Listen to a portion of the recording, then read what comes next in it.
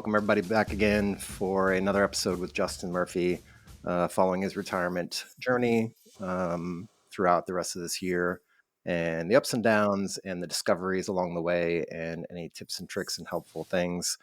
So if you need to, in the description, there'll be some timestamps. You can click around if you need to, but these are generally shorter than the regular long form interviews.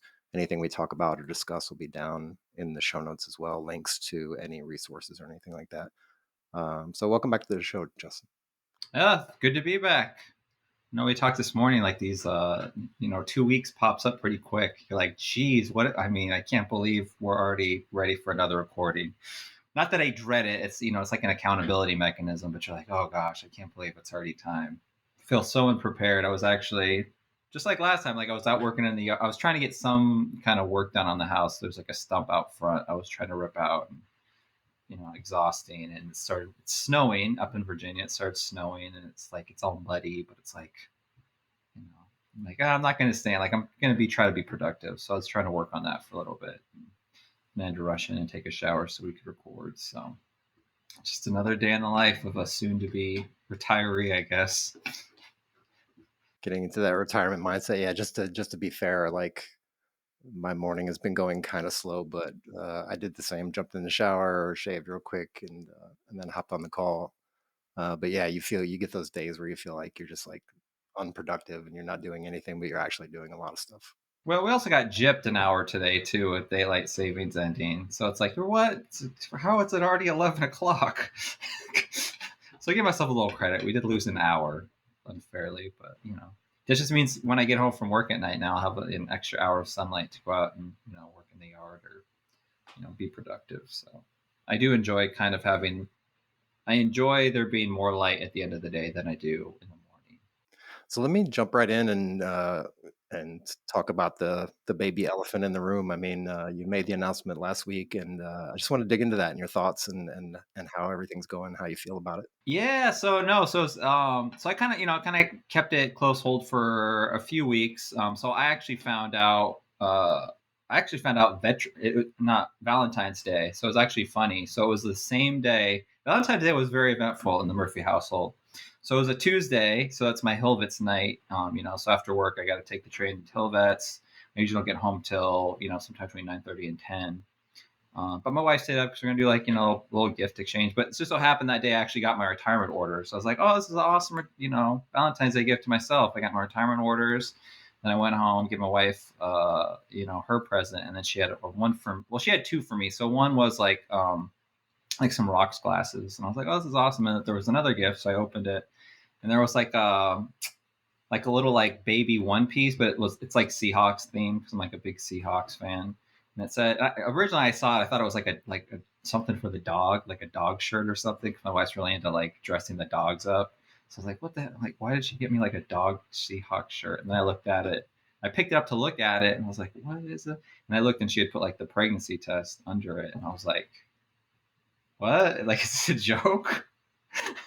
And some expletives came out of my mouth, and she was recording the whole thing. So I was like, yeah, it was a huge surprise. And then she had actually scheduled our 8-week appointment like the following morning. And actually, I had another medical appointment scheduled that with pain management, I had to like cancel and reschedule. So then the following morning, we went to the doctors and saw the ultrasound and everything. So it was really exciting, completely unexpected. And then once I figured out the due date, I was like, holy smokes, this completely throws my initial plan out of whack. Right. But I mean, in a good way, right? Because it just so happened with the new, paternity program for the DoD now, you get 12 weeks, rightfully so. I think it's overdue, but yeah, so I'm going to, use up every single one of those 12 weeks, and I'll be on paternity leave instead of doing a fellowship in September. So, just throw more to the add more to the plate, but super excited. Little obviously, the further we come along, you get a little nervous, start thinking about things you hadn't thought about before. So, but just another challenge, just another wrench to kind of throw into everything. But I'm welcome to the challenge. So how does that paternity leave work? And how long has that been around? It hasn't been around long. It's recent. I mean, I don't think it was Was it New Year's? It might have been January, like right after the holidays. So I mean, I think it just started, and they did. I think they did have some retroactive. You could go back a couple months or something like that. But I think it just went into effect with the new year, so it's like brand new. So yeah, so I get 12 whole weeks. So I'm gonna take every single one of those. That's awesome. And you have to like put in a form to request it or something like that, or it's just on. I don't know. You've been on the army now, so we've moved over to IPSA, right? So now everything's like through this website for like we don't do DA-31s anymore. You just go on it because I just did my first regular leave request for my 40th birthday. We're going to Cabo at the very end of this month. But yeah, you just go into the portal. You just like you would fill out a leave form. You put basically the same data, but it's all web based now. And you hit submit. It goes to your supervisor. They sign it, and then it's like it's approved. And you're like, oh, okay. So the army's getting constantly. So it's the same thing. You just go in there like you're gonna put in a leave form, and then I think one of them's like paternity is the option, and you put in there, what you're gonna take, and that's about it. And I think they put some pretty good safeguards. Like I think if to have your paternity leave denied or something, I think it has to be like the first 07 in your chain of command. It's like if you're going to deny the request. So Yeah, no, that's good. I had a guest on about a month ago, I guess, and she was mentioning when she got out at Fort Bliss at some point that she had moved there, PCS there, was pregnant. As soon as she got on the ground, they were like, okay, cool. She had her baby, and they're like, okay, so 2 weeks, and then you're gonna get out the door deploying. And she was like, wait, what? I can't even do that. And they're like, well, you have to. And so she ended up getting out because of that. The first time she got out. So yeah, it still amazes me like just how kind of disconnected from reality some people tend to be. I mean, good. That was the early 2000s. It was a completely different time zone. Oh no, I mean yeah, no, and I mean we've been long enough to see how how even this paternity leave for non-birthing personnel has evolved. It used to be if you didn't get anything being a father, and then I think what was it 5 or 6 years ago they authorized like 10 days, which is not much, but it's something. And now now everybody, even if you're not like giving birth, like even if you're adopting or something like that, you're entitled to 12 weeks. So I think it's great. I mean, it's progress, maybe a bit overdue, but it's progress nonetheless. So that's a good thing. So along those lines, I don't know if you've thought about it yet or if it's even crossed your mind, but I'm starting to think about it now. I'm starting to get my taxes wrapped up and done. And as a retiree, and it's a lot different because it's like a 1099 form rather than an LES form or whatever. It's not a normal W-2 form. And then you have to calculate all kinds of other things in there as well, like your dividend earnings and all that stuff. Have you thought about taxes? And then also in that same line, like, how do you think that's going to affect your tax situation with a new child? Like I'm a pretty, what's the word I want to look for? I guess literate when it comes to my finances. Like I have for a lay person, right? Not like a pure finance professional. I feel like I have a pretty good understanding. So I mean, I've like done our taxes myself for I don't know, probably the last decade. Um, and I, with rental properties and everything, it's pretty easy automated through, like H&R Block and everything like that. So, but as far as like actually looking like residents and like how how like retiree pay is taxed in like different states. No, it can be. I don't think it would necessarily influence where I live. Like I'm only going to live in a state where they don't tax retirement pay because maybe I don't want to live in West Virginia or New Hampshire or something like that, right? Um, so Virginia is okay. It's not amazing because I think we're just going to stay here anyway because I'm just comfortable. But like Virginia, for instance, is like one of the few, not few. There's some states that don't like waive tax requirements for retiree pay. I think they waive like the first 15,000 or something like that. So it helps, but I mean they have other benefits here, which I think help offsets that, right? So if you are like 100% disabled veteran, like you can get relief for your property taxes, and that's thousands.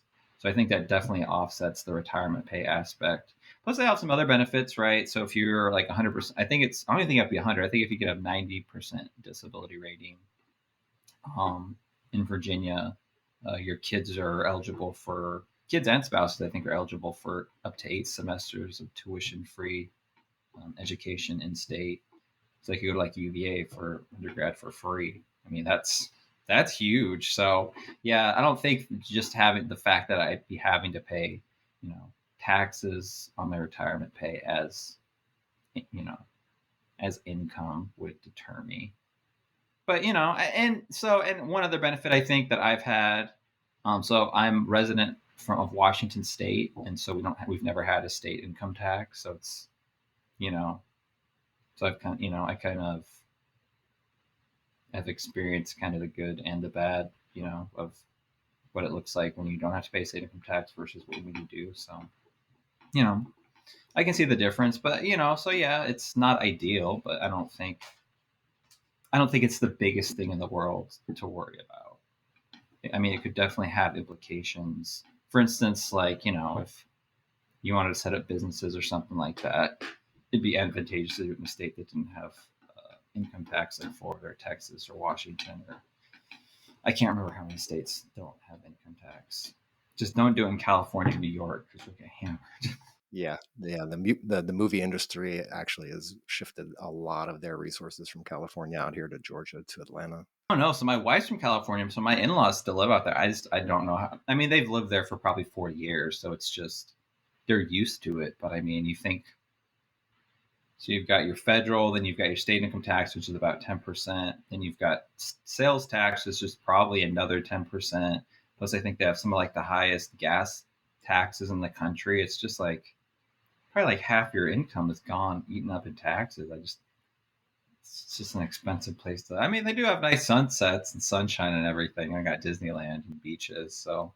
So now that you've got this new curveball thrown into the mix, as far as you said, you're going to have to push off your internship. Is there anything else that's going to have to shift around, like time wise? No, I don't think so. Because I mean, like I said, that's about the only thing. The plan's still in place, so I have my relief. Is due to report. In July or something like that. So, we'll do a handoff. We'll have plenty of time to kind of show them the ropes and have them take over my portfolio. And so, kind of just fade away in August, and then I'll probably use up whatever regular leave I have left the earlier part of September, and then the due date will be on or around the 24th of September, and then I'll just take, uh, paternity leave, which should probably run until about Christmas. So originally my plan was to start some kind of fellowship after basically Labor Day, and now that shifts to just starting something after New Year's. Now, it will kind of condense my timeline because my active duty paycheck's going to stop like 31st of March. So I kind of need to have maybe a contingency plan. And I mean, it's not detrimental. I think if I don't have something lined up, because from what I understand, being on terminal leave, I'll still be eligible for the employment. So any fellowship I take, I could get potentially paid. So that, and then plus, whenever retirement and or disability kicks in. I mean, that's something. And my wife works, so we're fine. We got plenty in savings and everything. I'd rather have a child than 3 extra months of a fellowship. So you were mentioning before we started recording a new mentor you stumbled across. Do you want to talk about that for a minute?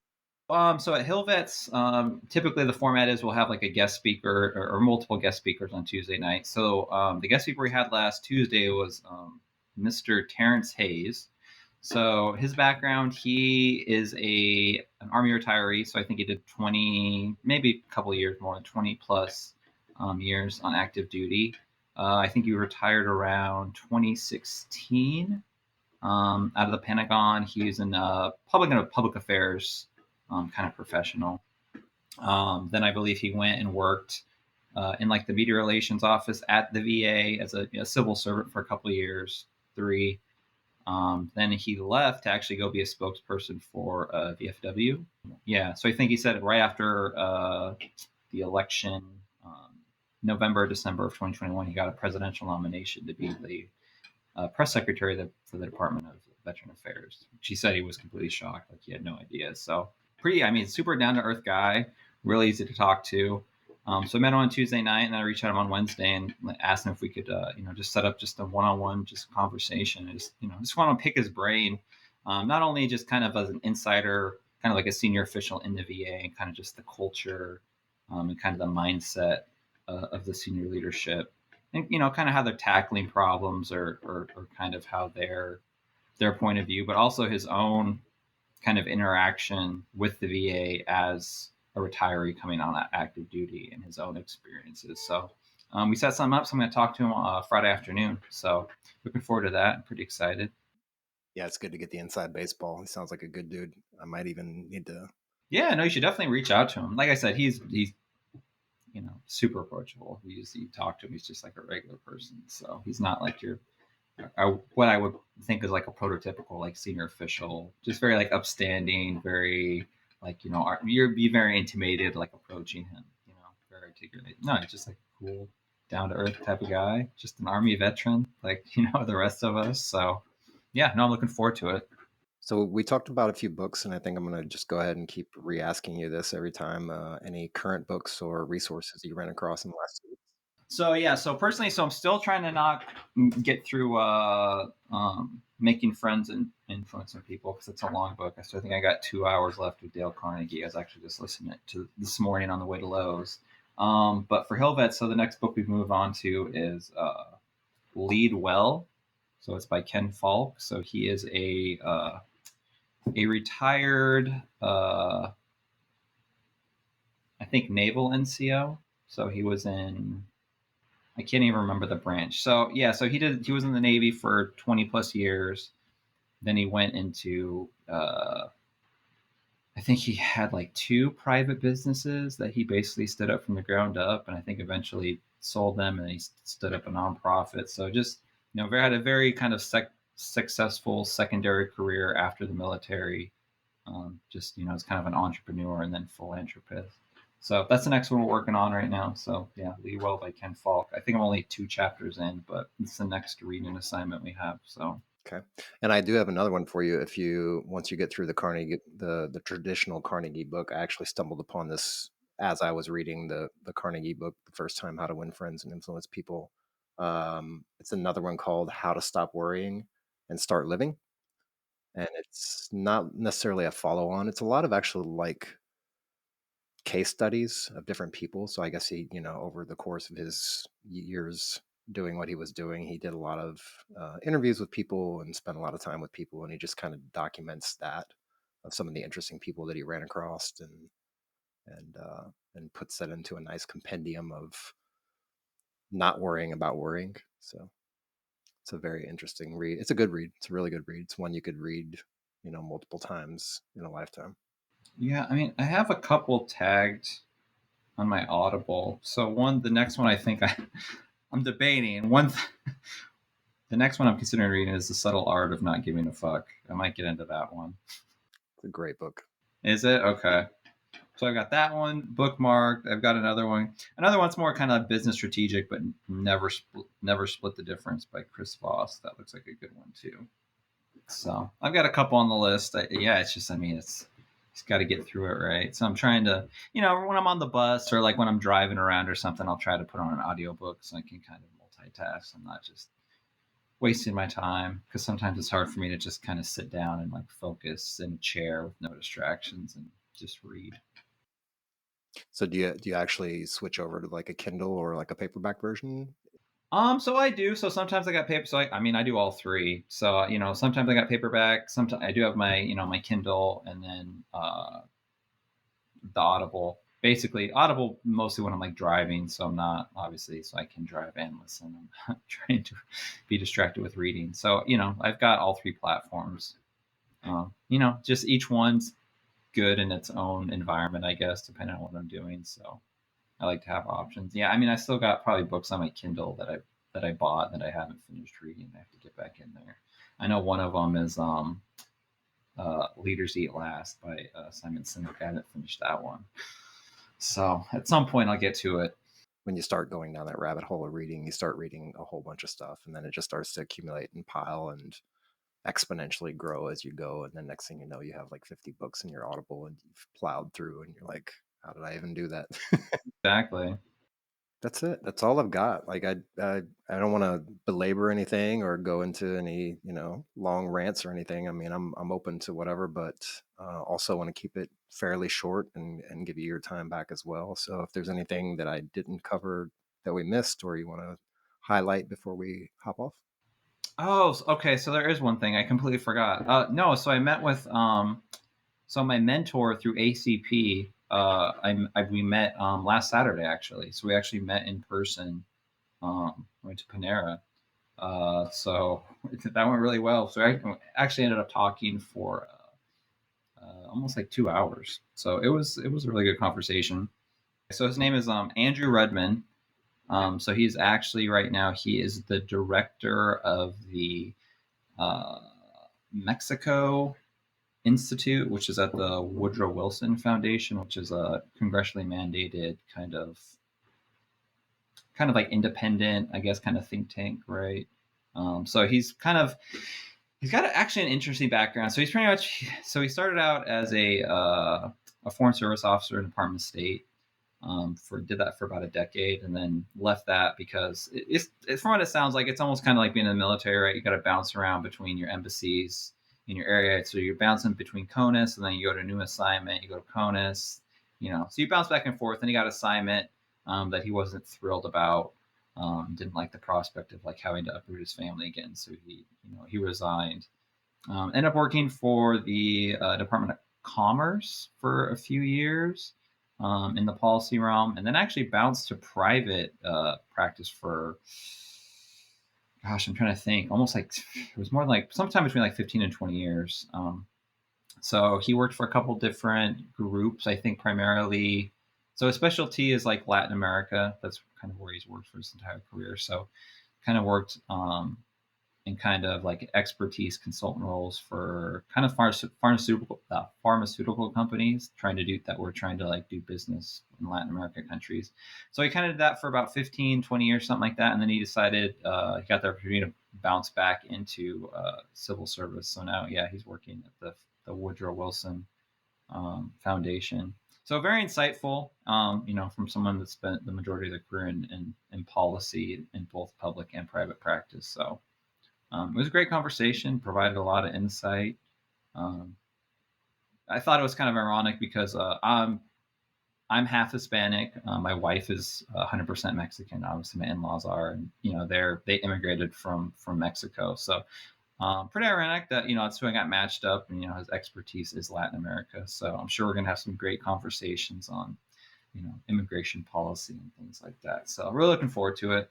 But yeah, no, he sound you know he's eager to help wherever he can, and make connections, and offered me some good strategies on trying to kind of integrate myself into you know the ecosystem of policy. So Is that something that you could potentially see yourself doing, like getting into foreign policy for like? yeah, so I mean, policy is such a broad like sector, right? So eventually, so kind of going back on how I even got exposed to is through grad school, right? So in USC, I happened to offer kind of a public policy, you know, pro, graduate certificate program that you could take concurrently, basically with the same classes you were taking to get my MPA. And so, yeah, no, I just kind of became infatuated with, trying to use my skills for actual like to improve public welfare, to basically like help other people. So kind of how I've just kind of worked as kind of a natural problem solver in my military capacity, right? That's really kind of the brunt of what I do, is I just solve problems, to try to use that skill set to try to help regular people with problems and kind of improve their welfare. So that's kind of like what intrigued me, helping people improve their quality of life through civil service. So yeah, I mean,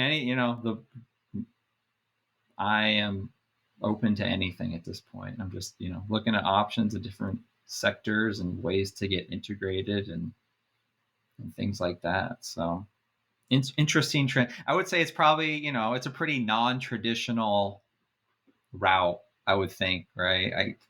My natural what I would think a natural progression for someone in the military is their first assignment out of the military is somewhat related to what they did in their military capacity. I don't think too many people would be so eager to jump to something almost entirely brand new, where they have you know not that much exposure to. So hopefully I'm kind of in a non-traditional route, but we'll see how it goes. I always got a fallback, right? I've always got a fallback in, operations, program management. If if times get tough, right? But yeah, I'd like to use the opportunity to try to do something which I think just kind of gives me a little more, internal value and satisfaction. Yep. Yeah, it's sometimes it's I mean it's got its pluses and minuses, but sometimes it's almost better to go into a field that you know absolutely nothing about, because then you don't know all the traditional rules and all the stuff that people block themselves with because of organizational policies or structure or whatever. Like you don't understand that stuff fully, so you can actually go in with a, a little bit clearer mind than most people would who have been doing it for 10 or 20 years. So Yeah, no, that's a good point. well, I'm going to let you get back to your day and whatever that happens to be. And like I said, we will put everything in the show notes, all the books, all the links that we talked about, all the folks that we talked about. I'll try to get with you afterwards and see if I can get a couple of those names and like contact information for them. And then, yeah, that's about it. Until next week, we will see y'all later. Enjoy and thank you for listening in to us. Yeah, thanks for having me on again.